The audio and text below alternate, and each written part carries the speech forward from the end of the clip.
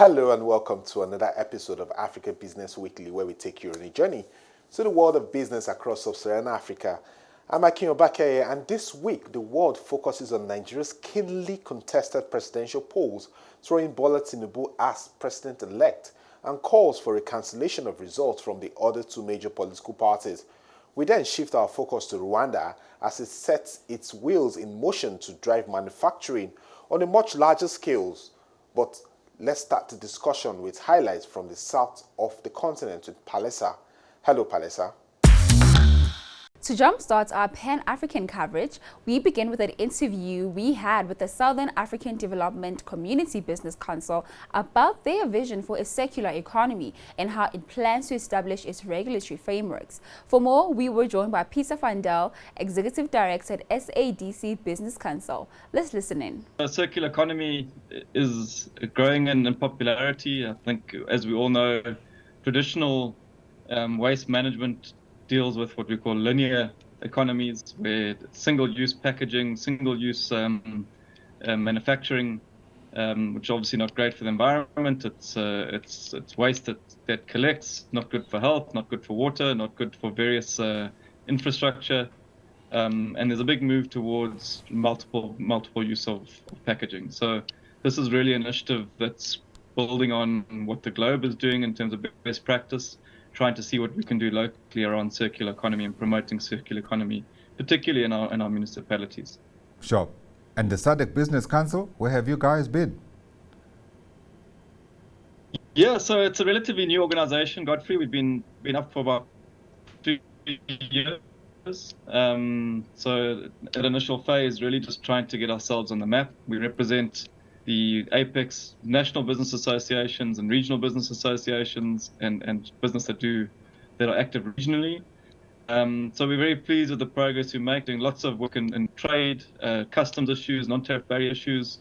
We've recently launched a tourism initiative, a regional tourism initiative, as well as doing much other work in tax, industrialization, and other matters. Yeah. So new kid on the block, so to speak, but excited to share with you what we're busy with. Yeah, I know there's lots of stuff for us to be talking to you about, especially around the region and as it pertains, of course, to the African continent. Let's talk about the work that you were doing today. So this was a one-day conference. Let's talk about what you were able to achieve at the end of it. Yeah, so it's a little bit exploratory at this point in time. There is the concept that people are looking to put in place around circular economy. It's definitely needed by businesses that are in this industry. They're looking to drive initiatives. But when you start to look at circular economy, at the end of the day, we recognize private sector's got a major role to play, but certain developments around regional policies and solutions will be very helpful, I think, for SADC member states and generally across the region to benefit from a broader initiative like this. What we're really trying to get out of now is to promote the multi-stakeholder approach, where multilateral and bilateral agreements can be leveraged to meet the requirements of extended producer responsibility and a circular economy. And start to look at how we can integrate some of the local conditions that we have, which, you'll be very aware that we have smaller players in this type of industry, such as the waste pickers, and to see how we can integrate them into a much bigger picture here. Yeah. But ultimately, we're trying to promote the whole idea of public-private partnerships in this space. And we would hope when we walk away that we will have a plan which is anchored around perhaps 1 or 2 central cities across the region where we can start to understand the opportunity better and then execute. Up next, we spoke to Marco Sauto, the International Monetary Fund resident representative in Angola. As the second largest oil producer in Africa, he outlined the importance of oil in Angola's growth picture. Marco Sauto spoke to Zanele Morrison for more. There are a number of reforms that aiming at improving the business environment, so improving governance, enhancing transparency. And this is important in order for Angola to be able to attract foreign direct investment and foster both inclusive economic growth and economic diversification.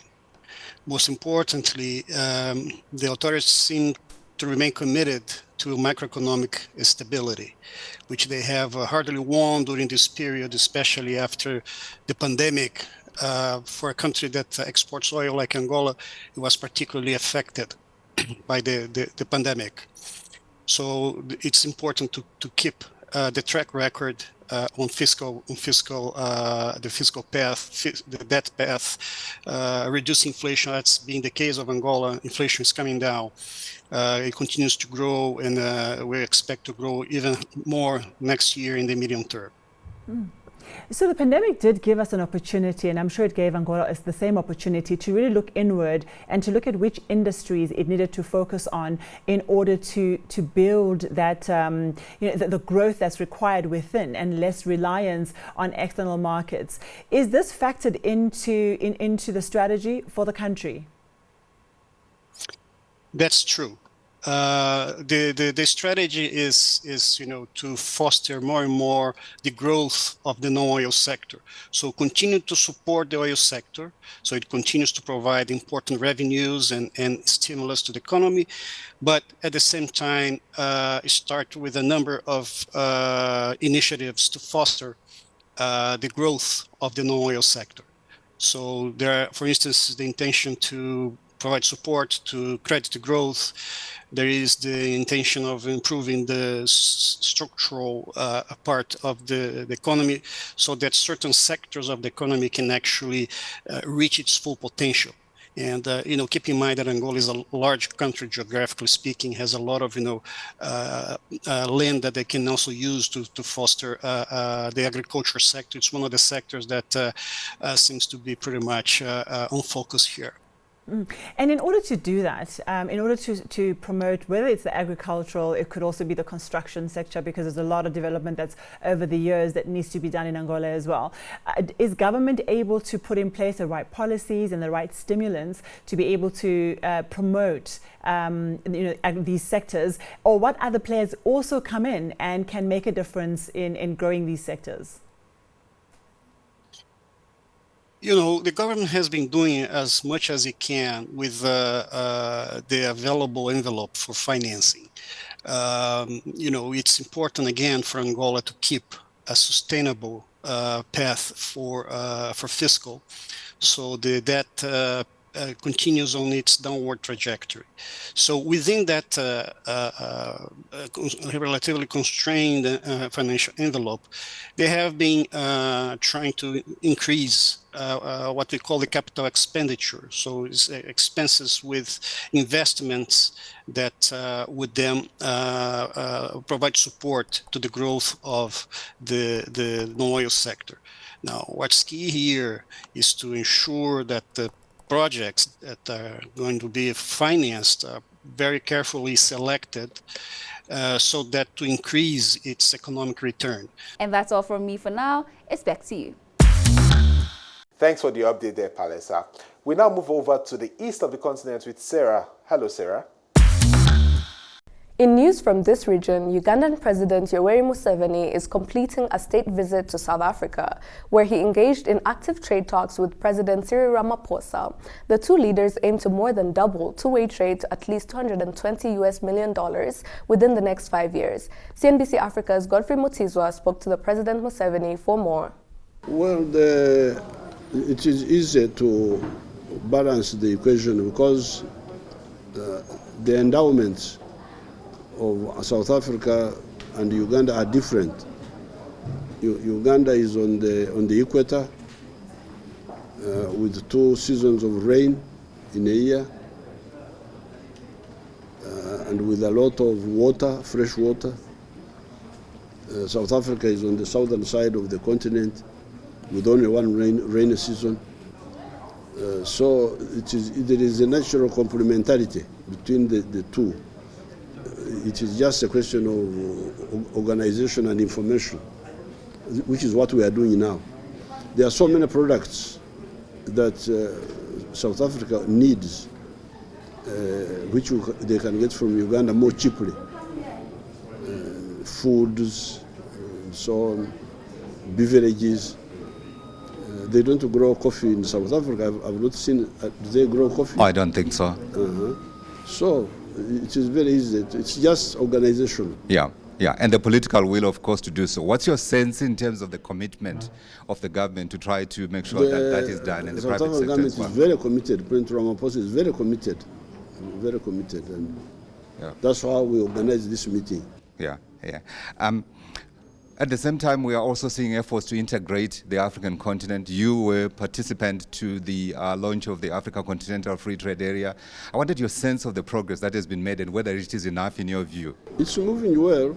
There are still problems, but the important thing is the intention.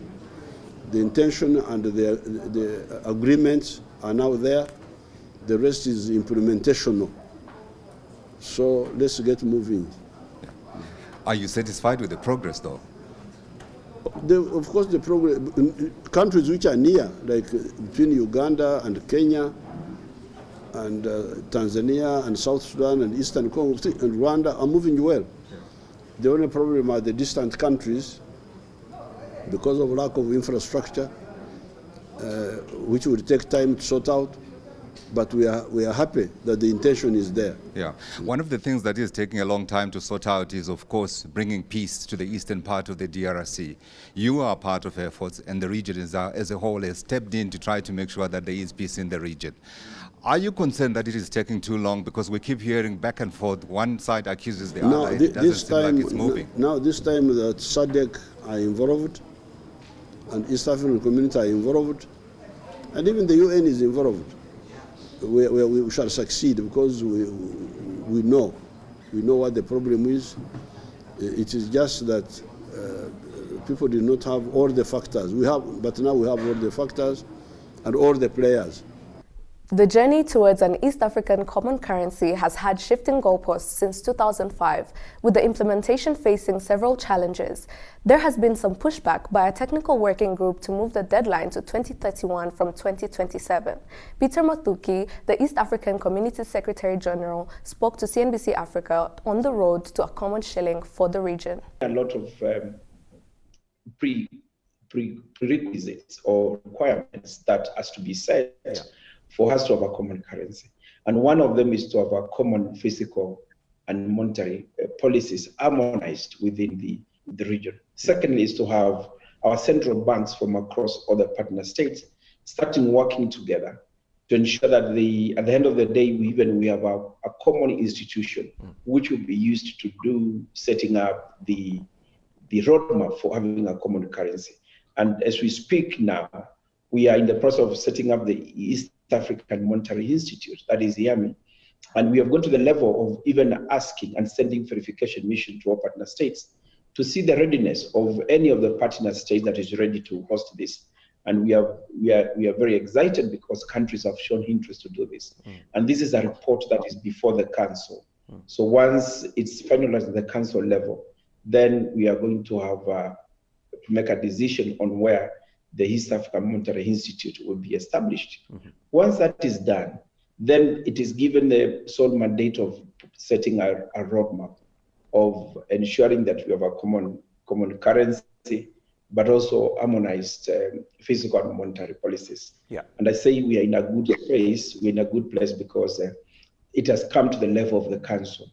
We are waiting to see at what point and which place we are going to have this East African Monetary Institute set up. And once it is set up, then we move to the next level. Right. I know the initial deadline for having this common currency was meant to be 2024, that is next year.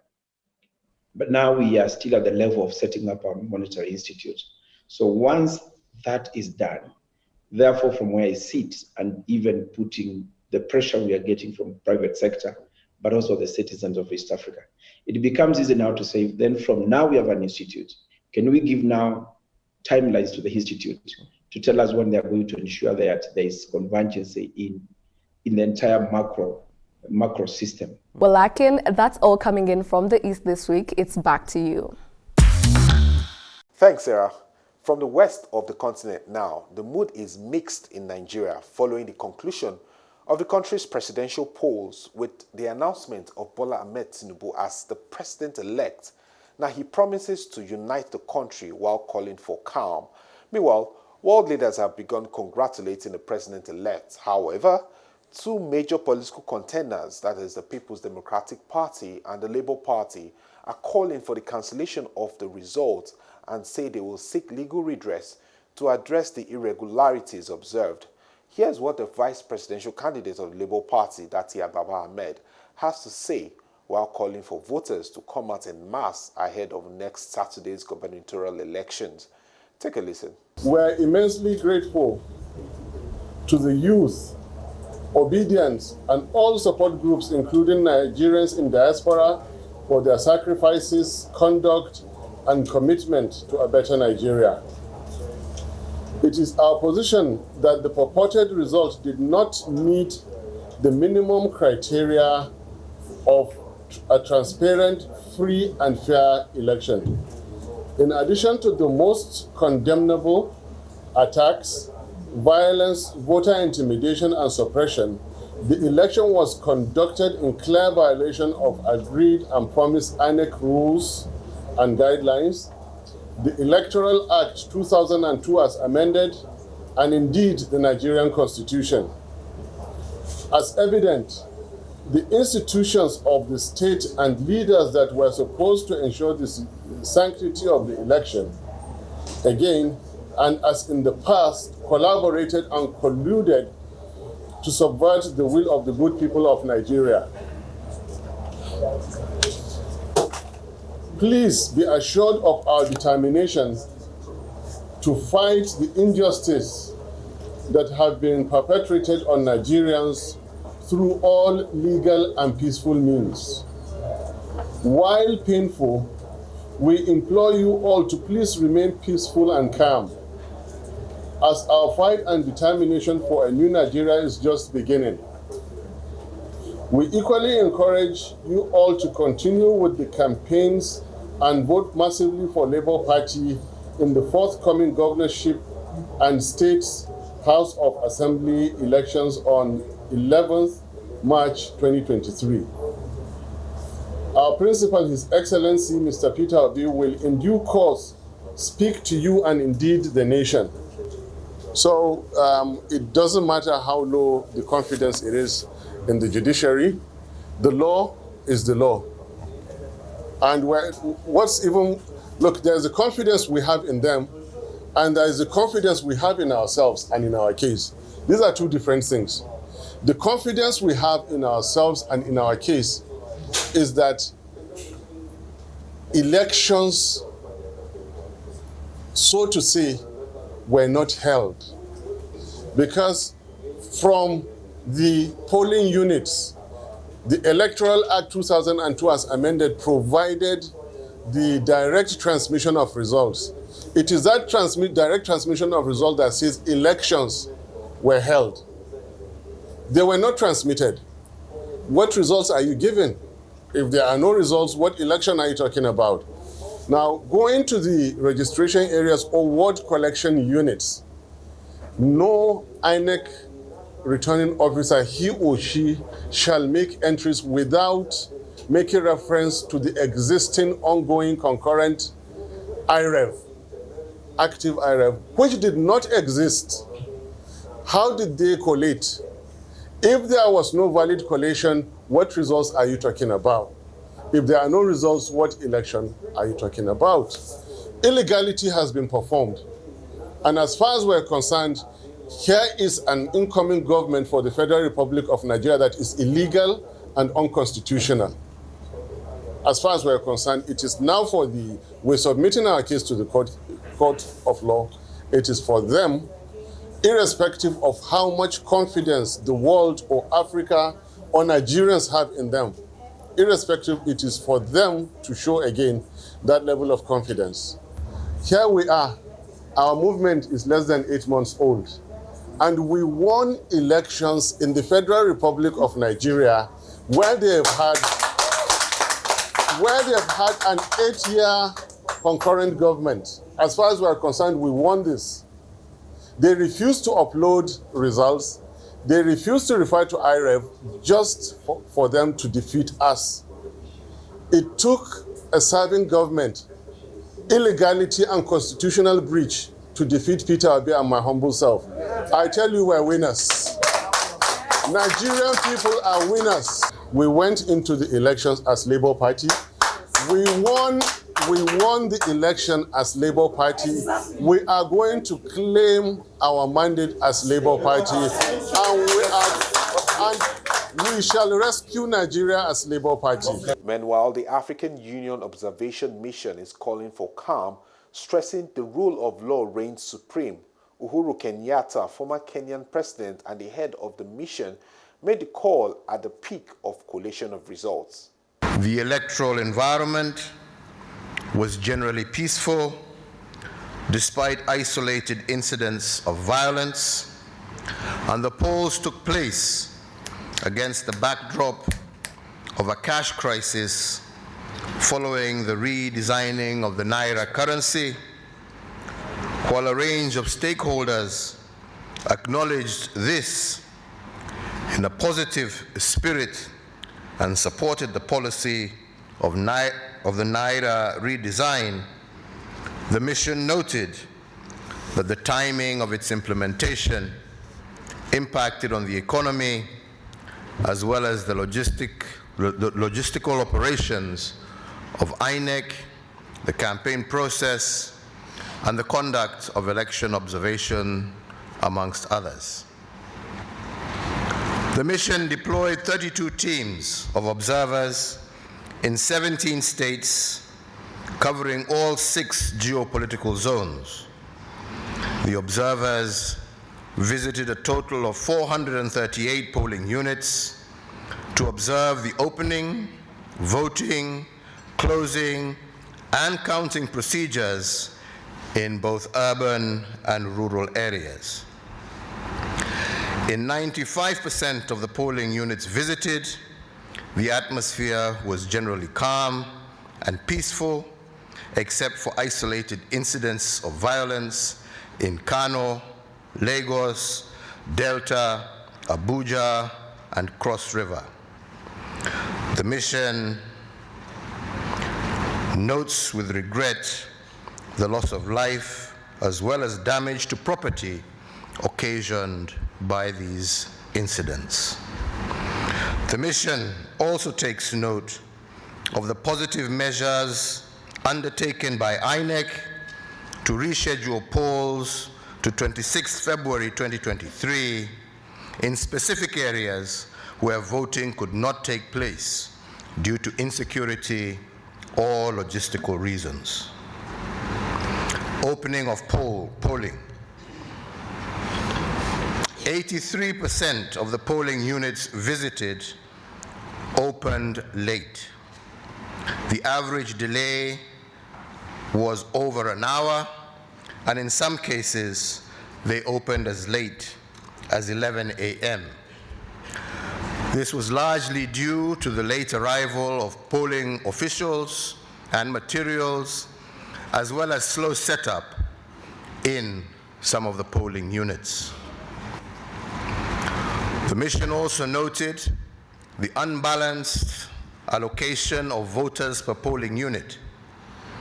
When INEC had capped 750 as a ceiling for voters per polling unit, the allocation of voters ranged from 116 to 3,000 in some polling units.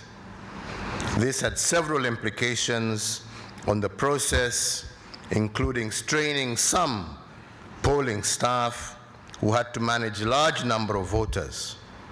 Furthermore, the disparity of voter allocation affects optimal utilization of INEC resources, particularly in polling units with minimal voters.